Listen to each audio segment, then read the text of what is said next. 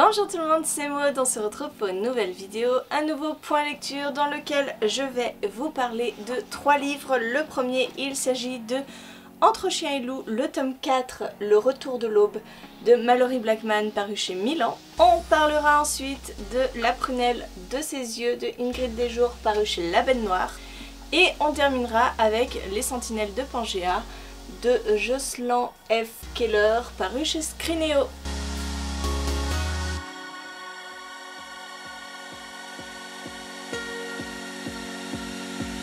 Allez, on commence tout de suite avec ce tome 4. La saga a été terminée il y a quelques temps et un tome 5 vient à peine de sortir. Je me suis fait toute la saga, merci aux éditions de Milan de m'avoir tout envoyé. J'ai pas toujours eu des avis très bons sur cette saga. Ce 4e tome est dans la même lignée. Alors, pour rappel, comment vous parler de cette saga sans vous parler de toute l'évolution qu'il y a eu entre le tome 1 et le tome 4. Dans le tome 1, on suit Sephi et Kaloum. Sephi est noire, elle fait partie de la classe supérieure, on va dire, et Kaloum est blanc. Il est un éphime, donc il est dans la partie basse, on va dire, de la population. Et Sephi et Kaloum sont amis depuis qu'ils sont tout petits. Et ils vont être confrontés au racisme, à la discrimination de par leur couleur de peau. Et il va s'en suivre énormément de choses. Là, dans ce tome 4, on est avec d'autres personnages qu'on a vu évoluer au fil des tomes. On a toujours les personnages de base, mais ils sont très éloignés de ce qu'on avait pu voir dans le tome 1. Voilà, la vie s'est écoulée tout simplement. Et on est toujours confronté à cette haine raciale, même si pas mal de choses ont bougé. Maintenant, les blancs sont mieux acceptés, peuvent faire des études. Et d'ailleurs, on est avec Tobey qui est blanc et qui a intégré un lycée de noirs. Et il va se retrouver avec Callie, qui était déjà l'héroïne des tomes précédents. Et on va voir aussi leur relation qui va se nouer. Callie est une métisse. Elle subit elle aussi un petit peu ce racisme, pas toujours de la même manière. Et ces deux-là, je les ai beaucoup aimés. Je sais pas pourquoi, mais j'aime bien leur relation. Autant pour les autres personnages, j'avais pas vraiment réussi à trouver un grand intérêt à leur relation parce que je trouvais ça trop. Et certains choix me paraissaient complètement incompréhensibles. Eux deux, je les ai compris. Donc c'est quand même un gros progrès par rapport aux autres tomes de la saga. Par contre, le plus gros reproche que j'avais à faire avec cette saga, c'était qu'on était toujours dans l'excès, toujours dans la surenchère de malheur, toujours dans la noirceur, il n'y avait jamais aucun espoir. Et encore une fois, c'est une histoire où les personnages vont être chahutés, vont être mis à 2 doigts de la mort, hein, encore une fois. Et c'est sûr que quand on s'embarque dans cette saga, il faut pas espérer un dénouement super joyeux, d'avoir des étoiles plein les yeux parce qu'il leur arrive tellement de choses hyper géniales. Non, il faut s'attendre à ce qu'il leur arrive merde sur merde, et c'est encore une fois le cas dans ce tome-ci. Alors moi je suis pas très fan des histoires où il y a des gangs, où il y a des histoires de drogue, des histoires de mafia, vous voyez, ce genre de choses. Et là Tobey va tomber complètement dans ce genre-là, dans ce tome-ci, donc je dois bien avouer que ça m'a pas spécialement plu. Mais bon, je vous dis, comme je me suis un peu attachée à ce couple-là, à Tobey et à Callie, bah ça a un peu rattrapé le truc. Et j'ai hâte finalement de voir ce que leur réserve l'avenir dans le tome 5, puisqu'il me semble qu'on fait un énorme bond en avant encore dans ce tome 5, mais c'est un peu le principe de cette saga. C'est un peu étrange parce que les personnages qu'on croit principaux dans le premier tome deviennent complètement secondaires au fil des tomes, et même Callie, qui semblait être un personnage très important dans les autres, laisse beaucoup la place à Tobey dans ce tome-ci. Donc, en fait, cette saga, on peut pas vraiment dire qu'on suit toujours le même personnage parce qu'on évolue et les personnages principaux deviennent des secondaires, les secondaires deviennent des principaux. Donc bon, ça participe un peu au renouvellement, mais je vous dis, on est toujours dans quelque chose de très pessimiste et la l'avenir semble un peu morose. Je continue avec ce livre que j'ai lu en lecture commune avec Séverine. Séverine qui est sur le groupe Challengez-vous en LC. On s'est motivé. On s'est lu un thriller, ça faisait un petit moment que j'avais envie de lire ce livre parce qu'il est dans ma palle depuis une éternité. Je peux même pas vous dire combien de temps, mais ça fait très très longtemps. Je n'avais jamais lu d'Ingrid Desjours et je voulais découvrir absolument avec ce livre. On est dans une histoire un peu spéciale. On y suit une jeune femme qui s'est un peu exilée en Irlande. On ne sait pas trop pourquoi elle s'est exilée, mais on sait qu'elle ne veut absolument pas retourner en France. On ne sait pas vraiment ce qui s'est passé dans son passé. Et va arriver un homme aveugle. Un homme qui va lui demander de l'accompagner sur les principaux sites touristiques et de lui décrire un petit peu ce qu'elle voit pour qu'il puisse ressentir les mêmes émotions qu'elle. Donc elle va le faire parce qu'elle a besoin d'argent, clairement, et à la fin de ce périple, il va lui proposer de faire la même chose mais de retourner en France et de le suivre dans des étapes un petit peu choisies à l'avance. Alors elle va longuement hésiter parce qu'elle ne veut absolument pas retourner en France. On ignore toujours pourquoi, ce qui s'est passé avant pour qu'elle rechigne à retourner en France. Elle va accepter contre une énorme somme d'argent et elle va se retrouver complètement plongée dans son passé. Et cet homme qui l'accompagne partout, cet aveugle, va avoir vraiment un impact sur son avenir, mais surtout il fait partie de son passé, elle l'ignore et elle va l'apprendre au cours de ce voyage. C'était plutôt sympa, les chapitres sont assez courts donc ça va assez vite. On alterne entre passé et présent. On comprend au fur et à mesure ce qui a pu lui arriver dans le passé à cette jeune femme, à Maya. Et au fur et à mesure, on s'attache un petit peu au personnage, on comprend ce qui a pu arriver et au fur et à mesure, on approche de l'horreur. Hein. Clairement, il y a une scène dans ce livre, je pense que je ne m'en souviendrai toute ma vie. Elle est juste affreuse, j'en avais les larmes aux yeux, j'avais une boule dans la gorge. Je vous jure, j'ai lu cette scène juste avant de me coucher et je me suis dit je vais faire des cauchemars toute la nuit. Elle est abominable cette scène. Elle est abominable.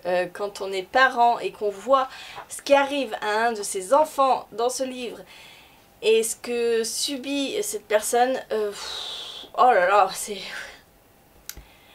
Voilà, ça prend encore aux tripes encore maintenant alors que je vous en parle.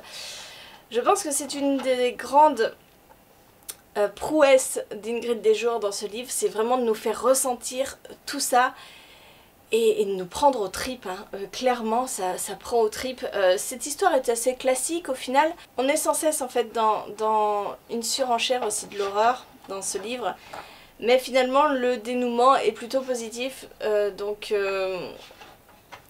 voilà, ça contrebalance un petit peu tous les mauvais moments qu'on a à passer dans ce livre. Le passé de Maya est extrêmement difficile, son futur n'est pas mieux. Et Gabriel dans tout ça, c'est un homme aveugle qui va essayer de... À la base, c'est dans un désir de vengeance qu'il va agir, et puis petit à petit, il va comprendre qui sont les vrais coupables, ce qui s'est vraiment passé, et la fin, elle est ce qu'elle est. J'en attendais pas mieux, je pensais pas à un happy end, et heureusement que l'auteur ne l'a pas fait, parce que je pense que ça aurait paru complètement superflu. Donc c'était un thriller vraiment qui prend aux tripes, qui était agréable à lire, et plein de souffrance. Par contre, hein, blindez-vous hein, si vous devez lire ce livre, parce qu'il est vraiment plein de souffrance. Mais je sais qu'il va me rester en tête très longtemps. Et je termine avec Les Sentinelles de Pangea, qui est un roman difficilement classable. Parce que quand je l'ai commencé, je me suis dit, bon, on est dans de la fantasy, on est dans un monde où les sages règnent sur différentes parties du monde. Et dans une de ces parties du monde, il y a un étrange virus, une étrange maladie qui est en train de se propager et qui tue animaux comme humains. Les sages vont faire appel à deux personnes, deux sommités dans leur activité professionnelle, une biologiste il me semble, et un homme qui est garde forestier. Donc voilà, quelque chose qui a trait à la nature. Les sages vont les convoquer et vont leur dire, voilà, vous devez partir pour cette région et découvrir ce qui s'y passe, découvrir d'où vient cette maladie et comment y remédier. Donc ces deux personnes-là vont partir, vont constituer une équipe en route et vont aller vers la source des problèmes. Donc, je vous ai dit, on commence vraiment comme un univers de fantasy. On a même une carte au début qui nous explique les différentes régions. Voilà. On a cette carte-là. Donc, on voit le parcours que vont faire ces personnes pour découvrir ce qui se passe dans les fameuses grottes où cette maladie s'est propagée. Et puis, au fur et à mesure, on dévie sur de l'ASF. De l'ASF. Je ne vais absolument pas vous parler du dénouement de cette histoire parce que c'est le gros point fort de l'histoire. Mais je vais vous dire que, attendez-vous à être surpris. Alors moi j'avais deviné quand même une partie. Voilà, j'avais deviné d'où venait cette maladie. J'avais commencé à comprendre vers quoi on allait aller. Ça n'a absolument pas entaché la surprise à la suite parce que c'était vachement bien fait et j'ai bien aimé ce dénouement. Le petit truc qui peut peut-être vous déranger au début, c'est que c'est très lent à démarrer. On va voir la vie de ces deux personnes qui vont être envoyées pour trouver ce qu'est cette maladie. On va voir leur trajet. Alors c'est très lent, c'est beaucoup de narration. Il y a beaucoup de descriptions, on a très peu de dialogue. Vraiment dans les 100 premières pages, on doit avoir 2 phrases de dialogue. Donc voilà, si déjà vous êtes rebuté par le fait que au début il y a beaucoup de descriptions, on nous parle de la nature, on nous parle de ce qui entoure les personnages, vous allez peut-être avoir du mal à surmonter ce premier passage. Mais moi j'ai trouvé que la suite valait le coup.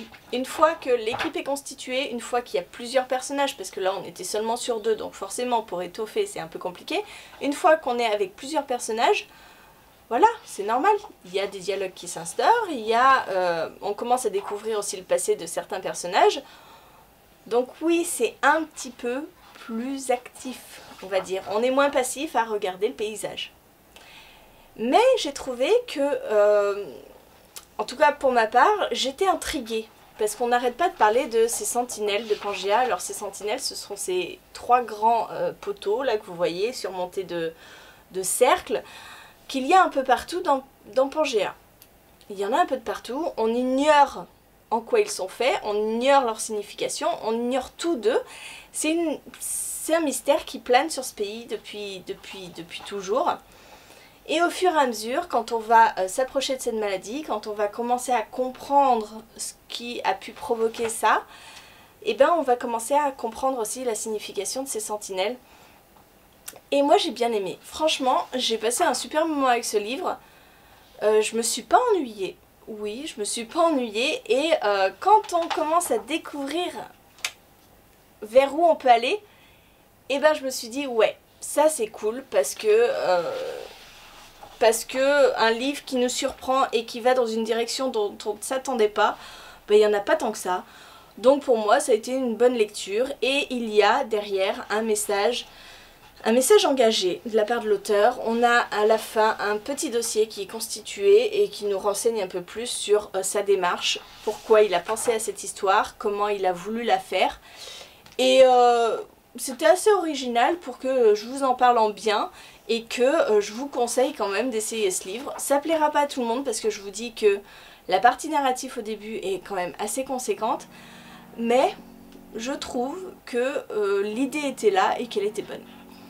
Voilà, je vous ai parlé de ces 3 lectures, j'espère que la vidéo vous a plu, merci d'être resté jusqu'au bout et moi en attendant je vous fais des gros bisous, je vous souhaite une très bonne journée, de très bonnes lectures et je vous dis à très bientôt pour une nouvelle vidéo.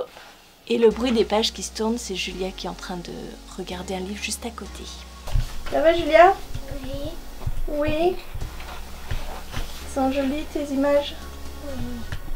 Voilà, donc pardon pour le bruit derrière, mais Julia bouquine en même temps que je tourne la vidéo.